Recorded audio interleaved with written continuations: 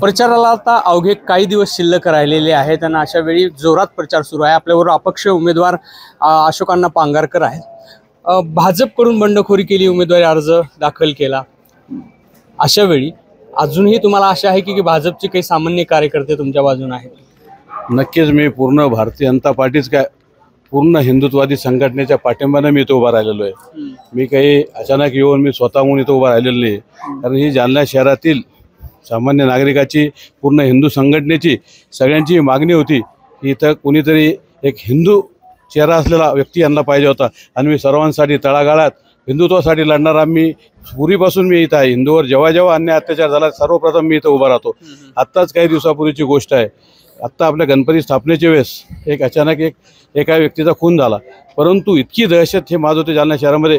हा पर्सनल याच्यातून त्यांचा खून झालेला आहे असताना तिथे एका प्रभागामध्ये दनादन बाहेरून एकदम 25-30 मोटरसायकली येत्या आणि तेथील आजूबाजूच्या सगळ्या लोकांच्या घरावर हमला होतो, त्यांचे घरं जाळण्याचा प्रयत्न होतो। आणि असं असताना त्याच्यावर कुठलीही कारवाई त्या लोकांवर होत नाही। आणि त्यानंतर ज्यावेळी त्यातून पुढे आपल्या 500 मीटरवर आपला सार्वजनिक गणपती तिथं आपल्या तिथं स्थापना झालेली होती, परंतु पोलीस प्रशासनानं सुद्धा त्याच्यावर त्यांना उडून हे करा म्हणे, त्यांना काढून टाका म्हणे आत्ताच, अशा प्रकारचे निर्देश त्यांना दिले। परंतु त्यावेळी कोणीही आजी माजी आमदार त्यावेळी तिथं आला नाही।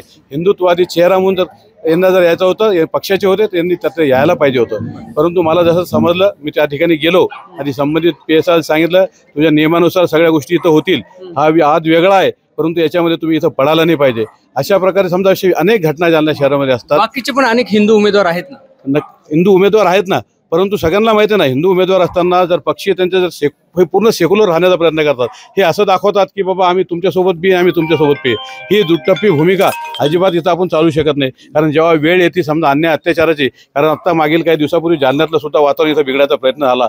एक व्हावला होता, एक इथं आपला जर मोर्चा जुलूस असला तर त्यांनी आपल्याप्रमाणे जायचं, पण इथं हिंदूंचे दुकानं जाळण्याचा इथं प्रयत्न झाला।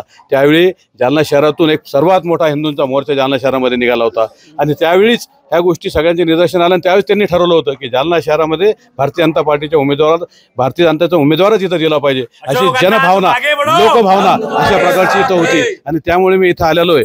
आणि अशा प्रकारे जालना शहरामध्ये मी सर्वांच्या आपण बघता आता रोज अशा प्रचंड उत्साहामध्ये सर्व लोकांच्या माझ्या सर्व जनहित माझे सर्व सामान्य लोक आहे, कारण आजपर्यंत मी सर्व तळागाळातल्या लोकांचं इथं काम आलेलो आहे आणि मी सुद्धा एक तळागाळातलं एक व्यक्तिमत्व आहे, साधारण माणूस आहे, त्याच्यामुळे मी त्यांच्यातला वाटतो। उद्या जर आमदार झालो मी तर मी अशोक पांगारकर म्हणजे प्रत्येक व्यक्ती हे अशोक पांगारकर आमदार असणार आहे तिथं। आता जालन्यातल्याच एका उमेदवाराला, अपक्ष उमेदवाराला अब्दुल हफीज यांना मुस्लिम पर्सनल लॉ बोर्डाने पाठिंबा जाहीर केलेला आहे। नोमानींनी म्हणजे धर्मगुरू जे आहेत नोमानी त्यांनी जाहीर केलं। निश्चितच मी म्हणतो अशा लोकांना तुम्ही धर्मगुरू कसं पदवी देणार यांना? अरे जे लोक सामाजिक स्वास्थ्य पूर्ण बिघडायचा प्रयत्न करता येतं, आज जर त्यांनी नोमानीने दिलं तर मला यांचे नियम समजत नाही। हे महाआघाडीला हे पाठिंबा देतात, परंतु जिथं कुठे समजा मुस्लिम उमेदवार येतात त्याला सुद्धा पाठिंबा देतात। हे एक प्रकारचं मताचं जिहाद हे करायला लागले इथं। हे जिहाद इतकं बेकार आहे त्यांचं की इथून पुढं मी आपल्या माध्यमातून जालना शहरातील तमाम हिंदू बांधवांना भावांना समजू शकतो की इथून पुढं इतकी बेकार कंडिशन जालन्यामध्ये होणार आहे। या सर्व गोष्टीला जर आळा घालायचा असेल तर मी सांगतो तुम्हाला की अशा प्रकारचे जे धर्मगुरू असे करतात यांचा वेळीच बंदोबस्त केला पाहिजे आणि मतपेढीतून हे दाखवून दिलं पाहिजे की इथं खरा हिंदू कोण आहे आणि खोटा हिंदू कोण आहे। जिहाद होते असं म्हणणं? नक्कीच एक प्रकारचं जिहादच आहे ना। आज तुम्ही बघा यांचे फतवे निघा लागले। आज तिथं तुम्ही जर बघितलं ना, तुम्ही जर सगळं तुम्हाला तर यांचे जे आहे ना पूर्ण सगळे असे पूर्ण ड्राफ्टिंग करून असे कागद पूर्ण वाटप चालू आहे त्यांचं होणं सगळं। आणि त्याच्यामुळे की प्रत्येक ठिकाणी हे त्यांची एक प्रकारची जिहाद झाला ना, की त्यांच्या एरियामध्ये त्यांच्या याच्यामध्ये हे पत्रका वाटा लागले, सगळं वाटा लागले, त्याच्यामुळे बिलकुल एक प्रकारचं जिहादच येतो। तुम्हाला माहिती आहे म्हणजे हा जो तुम्ही वोट जिहाद म्हणायचे तुम्हाला? येस, नक्कीच वोट जिहाद द्या, वोटच जिहाद द्या, दुसरं काय असणार याचा?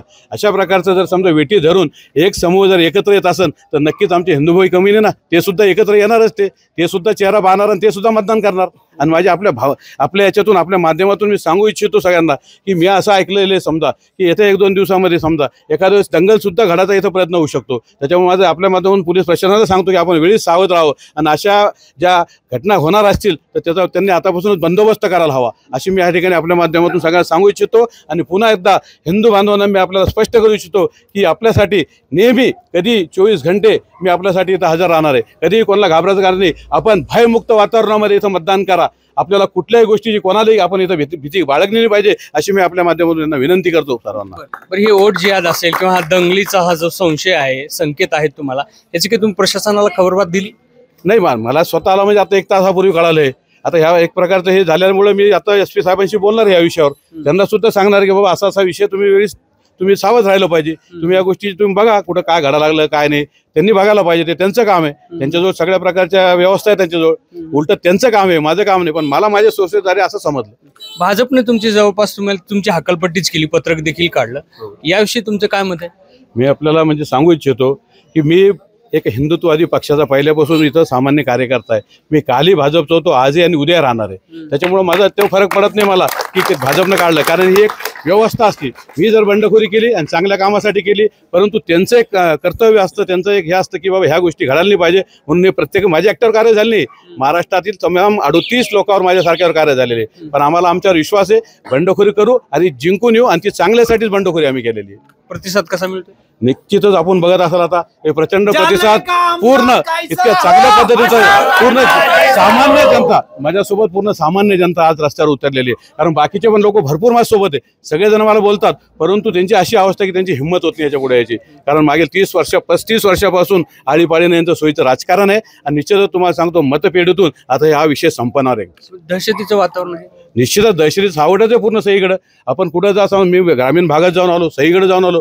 मी सांगतो इतके परेशान लोक टेन्शनमध्ये असतात की त्यांना वाटतं यार बाबा काय विषय आता, आणि कोणाला माहीत झालं तर काय होईल, याला माहीत झालं तर काय होईल, त्याला माहीत झालं तर काय होईल. इतकी प्रचंड दहशत त्यांची इथं लोकांवर इथं जनमानसावर आहे. एकूणच हे होते अशोक पांगारकर ज्यांच्यावरती भाजपने कारवाई केली नाही. आता तिथलं दहशतीचं वातावरण कुठेतरी मला नाहीसं करायचंय, त्या दृष्टीने ते प्रचार करत असताना मतदान मागत आहेत. रवी मुंडे, ABP माझा, जालना.